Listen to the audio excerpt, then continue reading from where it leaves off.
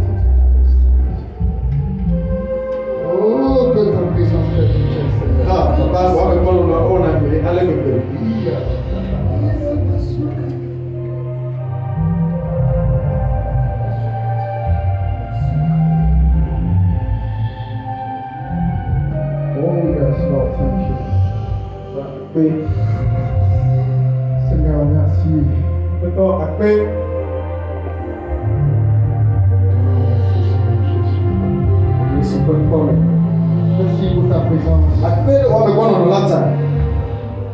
Oh, I love so much.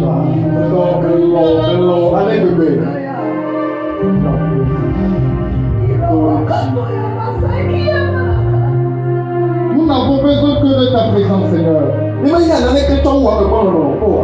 Nous n'avons besoin d'autre chose que ta présence, Seigneur. Ta présence, Seigneur. Vive dans ta présence. Demeurer dans ta présence. Rester dans ta présence.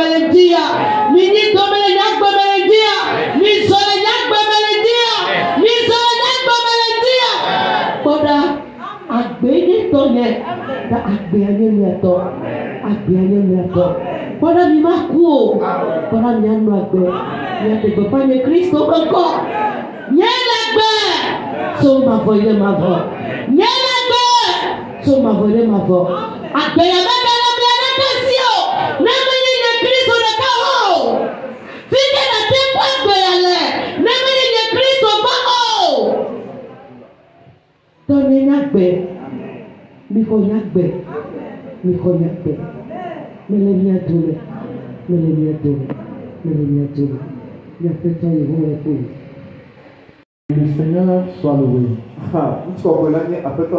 C'est une grâce exceptionnelle pour nous ce matin de participer à cette adoration. C'est une grâce. Je nous invite tous ensemble à demeurer et à rester dans la présence de Dieu. J'ai vécu une scène extraordinaire sur Internet. Et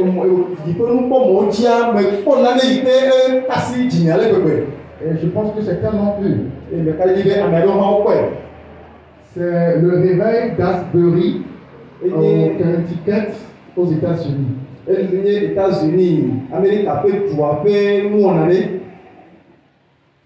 réveil d'Asbury. Qui sont ceux qui ont vu ça? Ok, une seule personne. C'est une université. Université chrétienne. Christ Victory School. Université comme les autres, c'est pas une et donc, ils ont un grand bâtiment dans lequel ils font le culte. Et donc, tous les mercredis, ils se réunissent pour faire le culte. Et il me semble entre le 7 et le 8 février, ils se sont réunis encore pour prier pendant 10 minutes. 10 minutes, c'est parti. Plus de 14 jours. Ils ont commencé non-stop. Non-stop. 24 sur 24. Ils ont commencé la chose comme ça. C'est l'adoration. Et l'Esprit de Dieu est venu et a basculé tout. Si vous allez sur YouTube ou Facebook, tapez le réveil d'Asbury. C'est pas quelque chose qui date. C'est depuis la semaine passée jusqu'à cette semaine. Seulement que je ne sais pas si ils ont terminé. C'est arrivé à la fin. Quand moi je tombe sur la vidéo, je ne fais que pleurer. Parce que je sens tellement la présence de Dieu.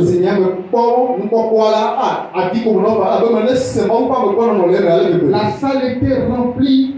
Tout l'espace de dehors est rempli de personnes. Que quand les gens viennent et quand ils se sentent fatigués, quand ils partent, il y a d'autres qui viennent. C'est tout comme le réveil d'Asusa. Si nous les noirs ne voulons pas adorer Dieu, les blancs adorent Dieu. Et Dieu faisait des miracles. On ne faisait que chanter, adorer, chanter, adorer 24 heures sur 24. Ce n'est pas 5 heures, il n'est pas qui reviennent. 24 heures sur 24. Et les chants venaient de partout. À cause de ce réveil. Aimez la présence de Dieu. Aimons la présence de Dieu. Quand nous sommes dans la maison de Dieu, aimons sa présence. Que sa présence nous fasse du bien. Hier, j'étais allé me coiffer. Il y avait une personne qui était venue aussi se faire coiffer. Et il voudrait se moquer des chrétiens. Et il dit, pourquoi est-ce qu'il a posé la question à son pasteur, pourquoi est-ce que quand on prie, il y a certaines personnes qui ne font que tomber, les autres ne tombent pas. Surtout les pauvres tombent tôt et que les riches ne tombent jamais. Le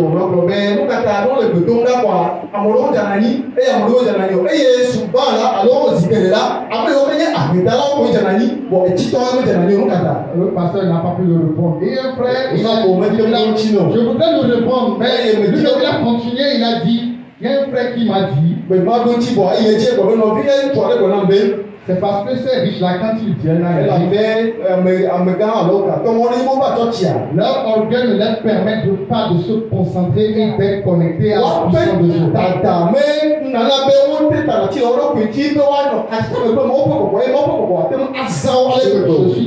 Je suis trop bien habillé.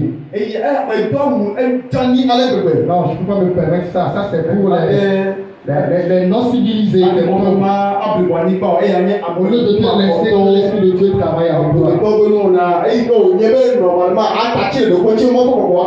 Je remercie le Seigneur parce qu'on lui a donné la réponse. Et cela l'a satisfait. Sois le bon modèle pour ta génération. Sois le bon modèle pour ta génération. Nous lisons dans 1 Timothée le chapitre 4, le verset 12. 1 Timothée 4, le verset 12 et Philippiens le chapitre 3, le verset 17. Si vous ne pouvez pas parler, et t'as amené, si vous avez un calepin avec un stylo, je vais donner tellement de versets que vous allez écrire parce que nous n'allons pas les lire. Est-ce que vous êtes à la page? 1 Timothée, le chapitre 4, le verset 12, il dit que personne ne méprise ta jeunesse, mais sois un modèle pour les fidèles, en parole, en conduite, en charité, en foi, en pureté. Je lis dans le livre des Philippiens, le chapitre 3, le verset 17. Il dit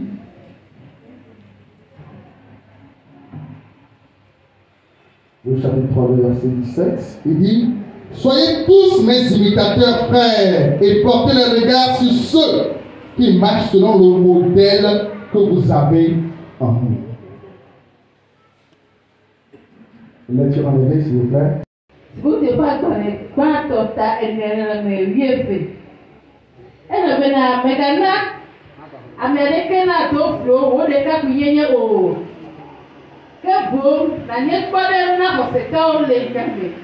Les aninonomés, les nonomés, les bobomés, les rassemés, les athéniémés. Amen. Amen. Philippiens 3, le verset 17. Bien adresse. Eh bien, Missou, Hannes Ronao, Novio, et Mille Coude, à Messieurs, on a les Nemakelanti, à Bé Alessi, Yénier Podemna, à Bé Alessi, Yénier Podemna, Mille, à Bé. Ça fait ma drogue. Eh bien, Missou. Hannes Ronao, Novio, et Mille Coude, à Messieurs, on a les Nemakelanti, à Bé Alessi.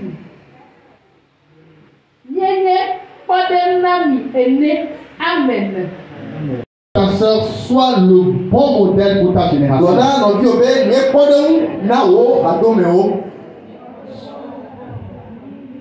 Sois le bon modèle pour ta génération.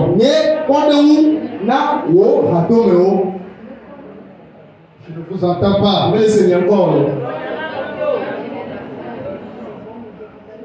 Sois le bon modèle pour ta génération.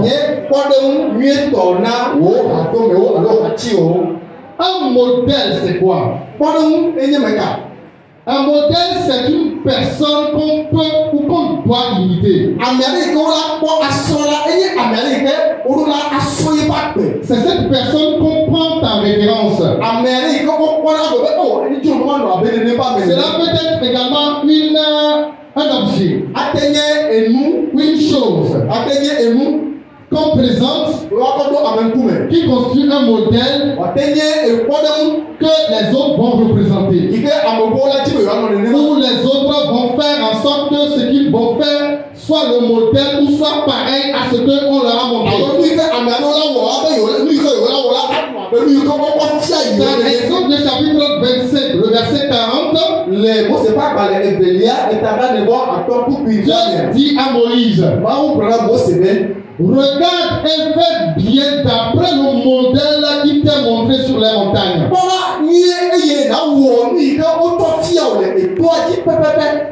D'autres versions disent, aie soin d'exécuter tout ce travail exactement selon le modèle qui t'a été montré sur la montagne.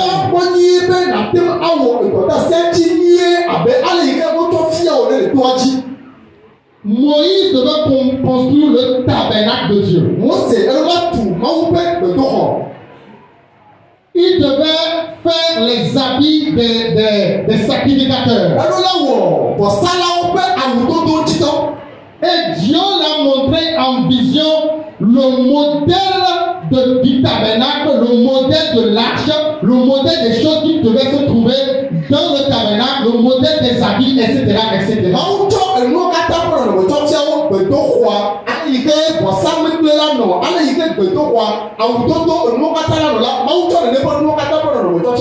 lui dit, aie soin d'exécuter le travail selon le modèle que je t'ai montré.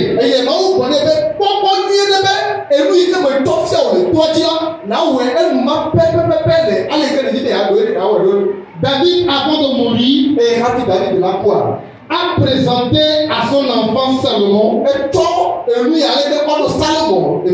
modèle de temple qu'il va construire.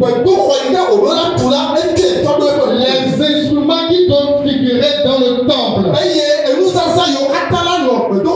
Les différents chants, les différentes chambres qui doivent être dans le temple.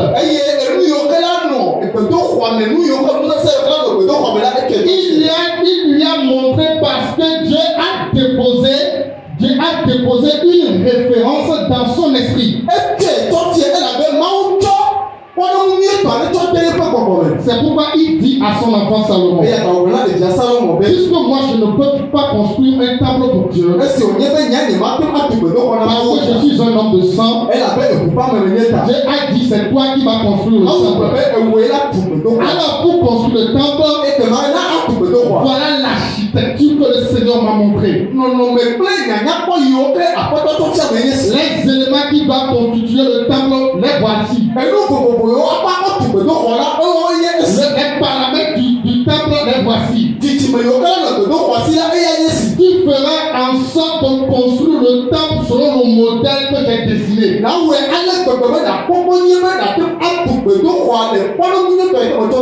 Quand les apprentis couturiers ou les apprentis coiffeurs ou coiffeuses vont aux examens, n'est-ce pas, on vous présente un modèle. Et quand on vous présente le modèle, on demande aux apprentis qui sont venus à l'examen de représenter ce qu'ils ont vu. On élève le modèle pour que tout le monde le voie bien. Le modèle. Soit le modèle. C'est ce que l'apôtre Paul demande à Timothée. Soit le bon modèle. Puisque les hommes ont rendu par les actes la loi de Dieu défaillible,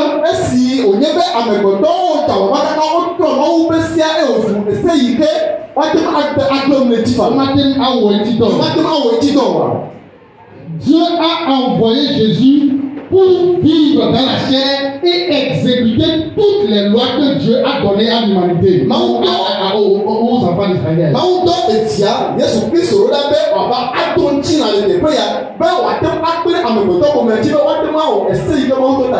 La loi, les 10 commandements et les lois parallèles que le Seigneur a données à son peuple, le peuple l'exécuter, cela lui est rendu difficile. Il n'arrive pas à exécuter ce que le Seigneur lui a demandé de faire. Alors pour le faire exactement comme Dieu le veut, Dieu a envoyé son fils Jésus. Et Jésus a fait exactement toutes les lois que Dieu lui a données. Ou encore toutes les lois que Dieu a données à Moïse. Jésus a tout fait. C'est pourquoi sur la croix il a dit, Père, j'ai tout accompli. Tout accompli. Il a fait toute la loi. Et il n'a pas péché. C'est ainsi qu'il est devenu le bon modèle.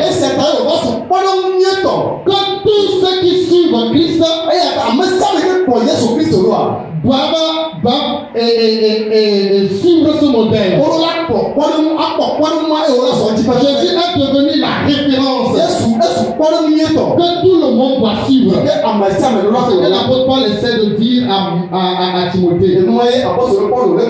Tu vois, moi, Paul, dans vérité dit, je suis d'abord imitateur de Christ. Je suis moi-même imitateur de Christ.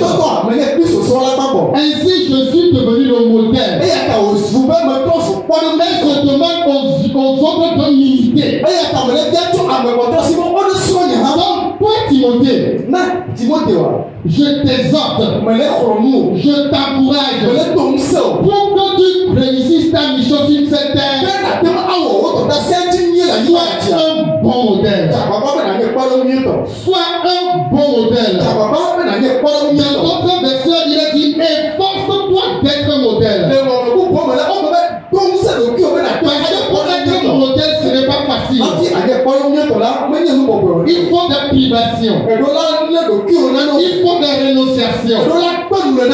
C'est pourquoi il a dit efforce-toi. Efforce-toi d'être un modèle.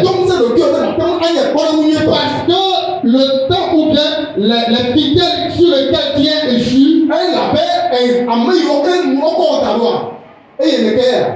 ils te suivent. Tu es jeune. Si tu ne vis pas bien, si ta vie n'est pas bonne, la maison de Dieu va se détruire.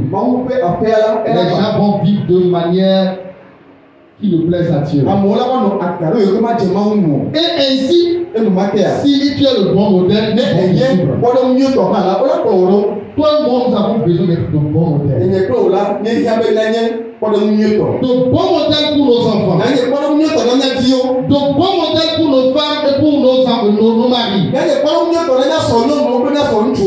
De bons modèles dans nos marchés. De bons modèles à l'église. De bons modèles dans nos maisons. Nous avons besoin de l'être. C'est cette invitation que nous sommes en train de faire ce matin. Sois un bon modèle. Ou efforce-toi d'être un bon modèle. Bon modèle en quoi? Bon modèle en quoi? L'apôtre Paul dit, sois un bon modèle en parole. Sois un bon modèle en foi. Sois un bon modèle en conduite. Sois un bon modèle en pureté. Sois un bon modèle. Ce matin, nous allons découvrir ensemble les 5 formes de modèles auxquelles le chrétien doit s'identifier. Les 5 modèles auxquels le chrétien doit s'identifier.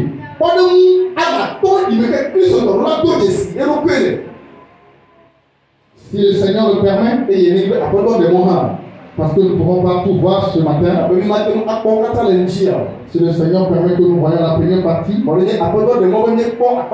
à cause du temps qui t'allume, dans notre message, nous verrons une deuxième partie. L'apôtre dit à Timothée, sois un bon modèle en parole. Il y a un adage qui dit, écoute beaucoup, mais parle peu. Écoute beaucoup, mais parle peu. L'homme chrétien doit contrôler sa parole. Car la langue est un petit feu qui peut incendier une vaste forêt.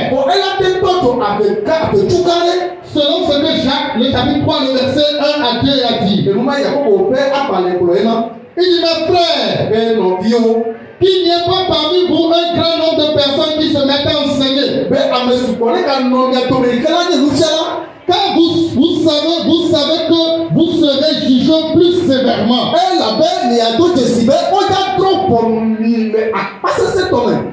Pour que beaucoup de personnes se mettent à enseigner. Parce que ce qui sort de vos bouches, ce qui sort de ma bouche, un jour, Dieu m'emmènera en jugement. Ce que j'ai dit, qui sont des vérités, mais que moi-même je vais appliquer à ma vie, on me les présentera. Alléluia. Si j'ai dit de mauvaises choses, Dieu me les présentera. Regardons un exemple. nombre. Voilà le peuple de Dieu qui est arrivé dans le désert de Kadesh Barnea.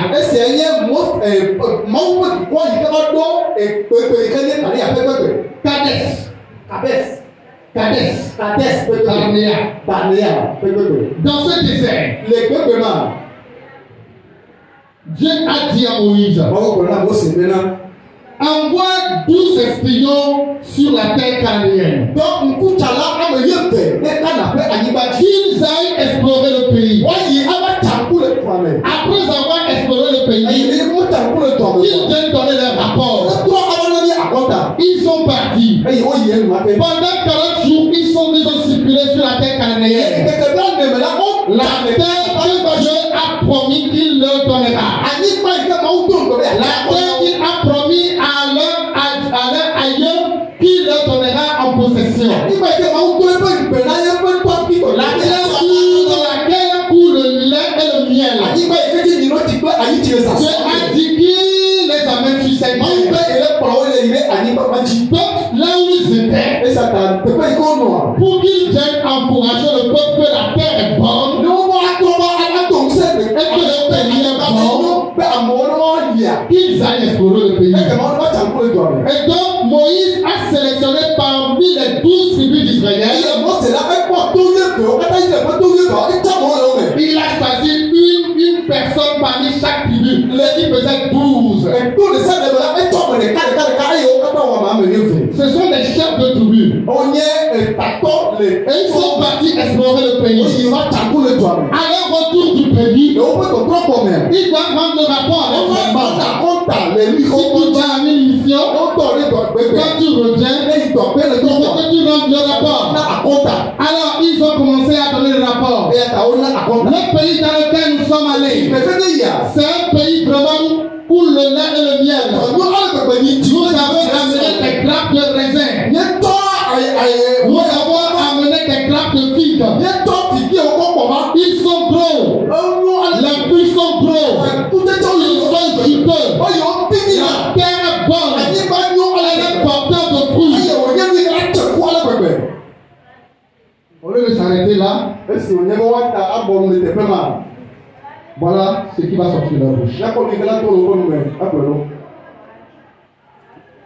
Sur cette terre, il y a des hommes géants. Il y a des hommes géants. Et nous paraîtrons comme des moustiques. Nous paraîtrons comme des mouches. Parce que sur cette terre habitent les fils d'Anak. La Bible dit, nous ne marchons pas par la vue. Nous ne marchons pas la foi. Nous marchons par la foi. Il est vrai que les fils d'Anak sont géants.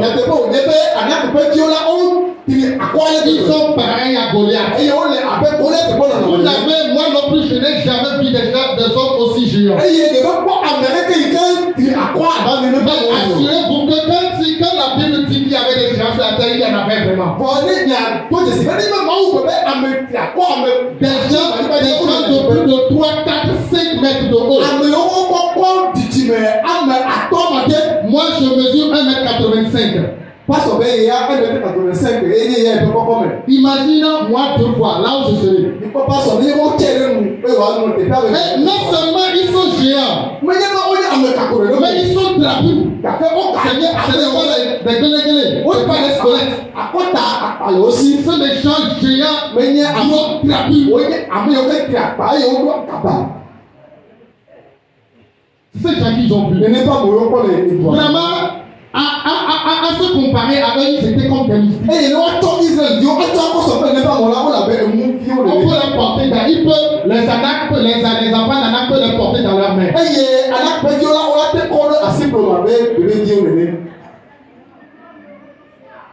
Et Caleb se lève. Caleb. Oui, il y en a des enfants d'Anak là-bas. Mais allons-y. En parlant du pays. En parlant du pays, le Seigneur nous le donnera. Mais les 10 espions. Parmi les 12. Il dit non. Non. Nous ne pouvons pas aller. Les gens qui sont là-bas, ils sont trop géants. Le pays même mange ses habitants. Ils vont nous terminer en Angleterre. Nous ne pourrons pas aller. Et ce jour-là, la Bible dit les enfants d'Israël ont pleuré toute la nuit. À cause de quoi? À cause de la déclaration. Tout le monde ne se met pas à enseigner. Si vous savez que vous ne pouvez pas parler, si vous savez que vous ne pouvez pas encourager, taisez-vous. Taisez-vous. Et toujours, dans notre démocratie, c'est la majorité qui a raison.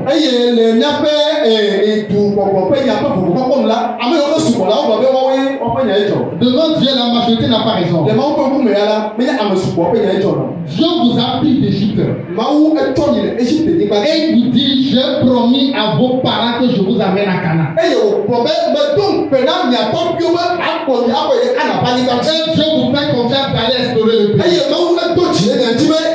Vous revenez et vous décevez le pays. Et regarde ce qu'il dit en plus. Et quand ils ont découragé le peuple, le peuple a dit, après avoir bien pleuré toute la nuit, ils ont pleuré toute la nuit. Le matin, ils ont dit, choisissons un autre maître. Retournons en Égypte. L'Égypte, là où vous étiez esclaves. Là où on vous frappait. Là où vous n'avez aucun droit. Vous prenez la décision de retourner dans ce pays. Pourquoi? À cause du rapport des 10 espions.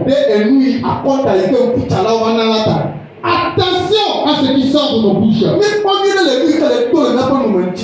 L'apôtre Paul dit à Timothée, veille sur ta parole.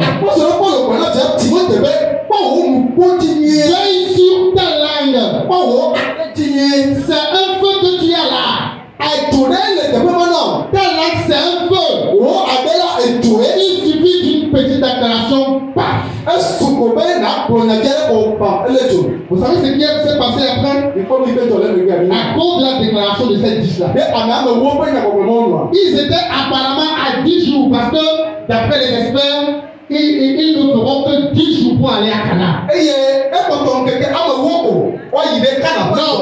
Non, la marche à pied depuis l'Égypte jusqu'à Canaan, c'est 10 jours.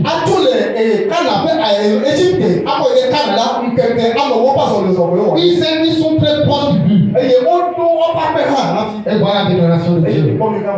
Puisque vous n'avez pas eu confiance en moi. Puisque vous n'avez pas eu confiance en moi. Vous allez retourner. Vous prenez la voie du fleuve. Et vous allez traîner dans le désert par an. Jusqu'à ce que ceux qui me résistent auprès du peuple vont périr.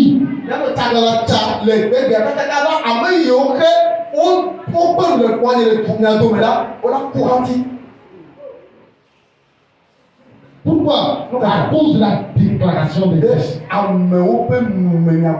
Si c'était la démocratie, peut-être, je vais dire, si c'était les 10 qui ont dit oui, allons en parole du pays, et que Dieu dit il y avait des fils d'Anak, les autres ont dit, sur 10 au moins, on peut compter sur ces gens-là. Ils savent ce qu'ils ont vu. Mais seulement 2 personnes disent que allons parler du pays. Les 10 ont dit n'allons pas.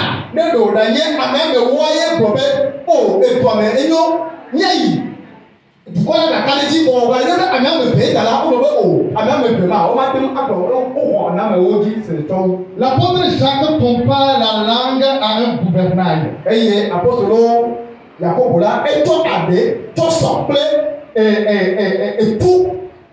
Un gouvernail, c'est-à-dire Vous voyez le bateau? Il faut Meli le tontia. Si tu dors maintenant sur tes pieds. J'ai déjà prié avant de venir. Un bateau, un grand bateau comme ça, Meli, quand il tontia, est conduit par un petit gouvernail. Et mon fianou du tout puis le colonel. Et c'est ce gouvernail qui conduit ce grand bateau. Et mon fianou du tout puis ma colonel. Et la Bible accompagne notre langue à deux gouvernails. Et ton n'a pas de ton simple mon fianou du tout. Si nous ne contrôlons pas notre langage, nous allons diriger le chemin de beaucoup vers la perdition. La langue est difficilement domptable. La Bible dit que oui, les chevaux, on peut les dompter. Les animaux sauvages, on peut les dompter. Aujourd'hui, quand vous allez à Dubaï ou dans d'autres pays, les gens ont des tigres, des lions dans leur maison. Des serpents venimeux vivent avec eux sur leur lit dans leur salon.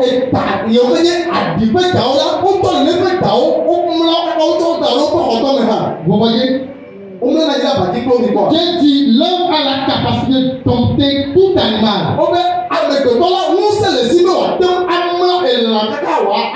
Mais la langue est dans notre bouche là. Si nous ne la surveillons pas, nous allons détruire beaucoup de personnes. Dans le livre de 1 Samuel, le chapitre 25, le verset 10, David a fait du bien à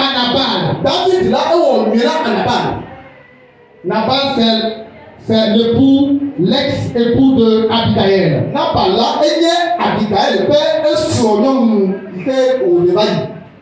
Abigail, c'est une femme. Nabal, c'est un homme. David lui a fait du bien. Alors, lorsque David se trouve dans la nécessité que Nabal l'aide, il lui a envoyé ses serviteurs. Donne-moi du pain, j'en ai besoin. Donne-moi de l'eau, donne-moi ceci. Parce qu'il sait qu'il en a. Voici ce que Nabal déclare. Qui est David pour que je lui fasse ça? Qui est-il? Sortez d'ici. Or, David et ses serviteurs ont sauvé son troupeau.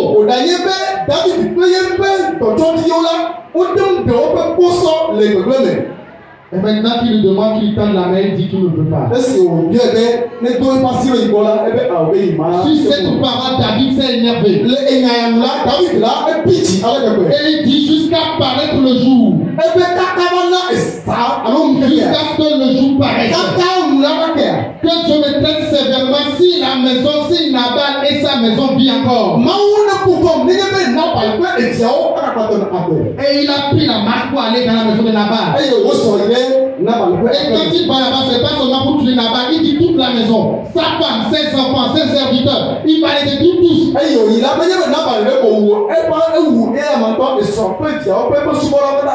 N'était la vigilance de sa femme Abigail.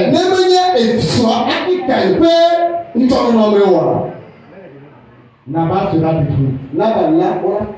Et sa maison sera détruite. On dit les paroles mielleuses ou les bonnes paroles calment la colère. C'est ce qu'Abigail a fait à David. C'est qui semble nos bouches. Nous devons veiller à cela. Nous devons veiller à cela. Amen. Dans le Proverbe, le chapitre 10, le verset 20, c'est dit la langue du juste est un argent de choix. C'est un argent de choix. C'est de l'or. Parce que quand il parle, quand le juste parle, quand les gens l'écoutent, ça les édifie, ça les encourage et ça les remet sur l'envoi. Veillons sur notre parole, dans nos foyers, dans congrégations, dans l'église, parce que par notre parole, nous pouvons construire les hommes. Par notre parole, nous pouvons détruire ce que Dieu a construit. Et la conséquence sera sévère pour nous. Je prie pour chacun d'entre nous que nous tournons nos regards vers notre Dieu et que nous appliquons notre langue à la volonté de Dieu. Timothée, veille sur ta langue, veille sur les paroles de ta bouche. Parce qu'un jour viendra où tout ce qui sortira de votre bouche sera jugé. Dans Jude chapitre 1, verset 15 à 16, il dit que nous serons jugés par rapport aux mauvaises paroles que nous aurons proférées.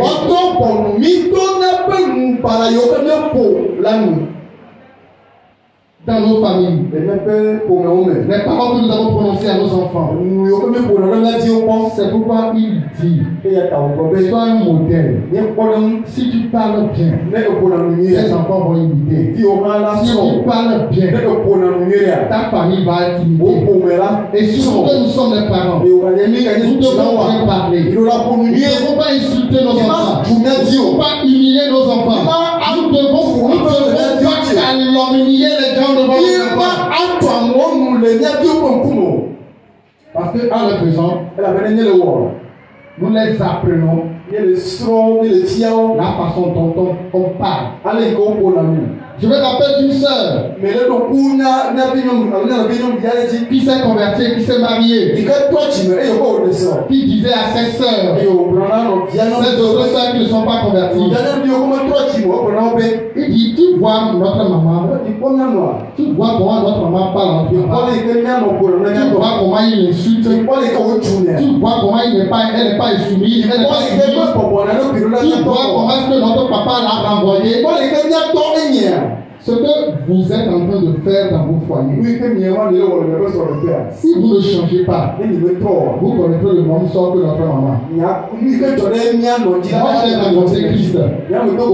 Et je sais que ce que notre maman fait à notre papa n'est pas bon. La façon dont il parle, n'est pas bon. La façon dont elle insulte notre papa n'est pas bon. Moi, je ne le ferai pas. Si vous voulez que votre foyer réussisse, arrêtez de parler n'importe comment. Apprenons à dire de bonnes choses sur notre foyer, sur nos enfants, sur l'église. Sur l'église, les murmures ne sont pas de bonnes choses. Si vous avez remarqué quelque chose qui ne marche pas, attendez-vous des responsables. Faites votre proposition. Au lieu de rester dans les coins, former des groupes, le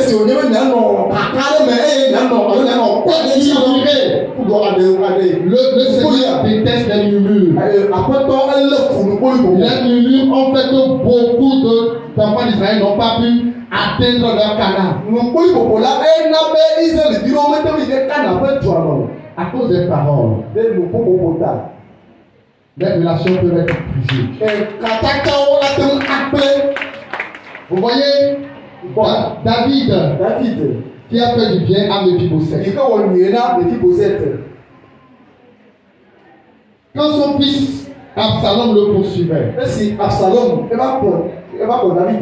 il le poursuivait, il le persécutait. Son serviteur, le serviteur de Méphibosheth est venu chez lui. Il lui a dit, il dit, où est ton maître? Il dit, ah, mon maître, il dit que c'est bien fait pour toi, que bientôt le trône me sera cédé.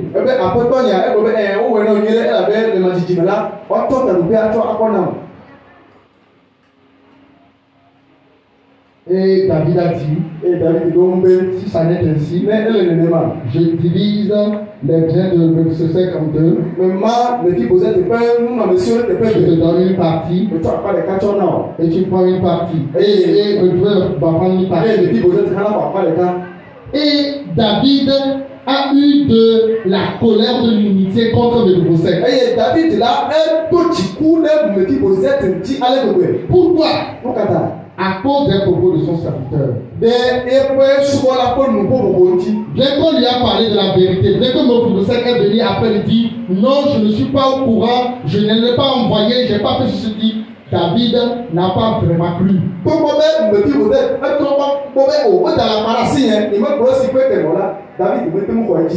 Nos parents, ce que tu n'as pas vu, ce que tu n'as pas entendu, tu es devant quelqu'un pour pouvoir avoir cette grâce, pour avoir la nourriture, pour avoir de l'argent. Tu calomnies ton voisin, tu calomnies ton ami, tu calomnies ton maître pour te paraître bon. Ne le faisons pas. Devenons de grands modèles. Dans l'église, nous avons besoin de ces modèles. Nous avons besoin des jeunes modèles. Nous avons besoin des femmes modèles. Nous avons besoin des foyers modèles. Et que les jeunes vont dire, ah, si je peux me marier et faire comme ce monsieur et cette dame là, ce sera trop bon.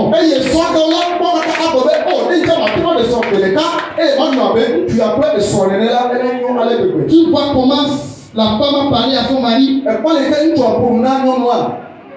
Si je pourrais avoir une telle femme, si je pourrais avoir tel foyer. Il y a des enfants dans des foyers qui disent, ah, je veux me marier. Je veux avoir un mariage comme papa et maman.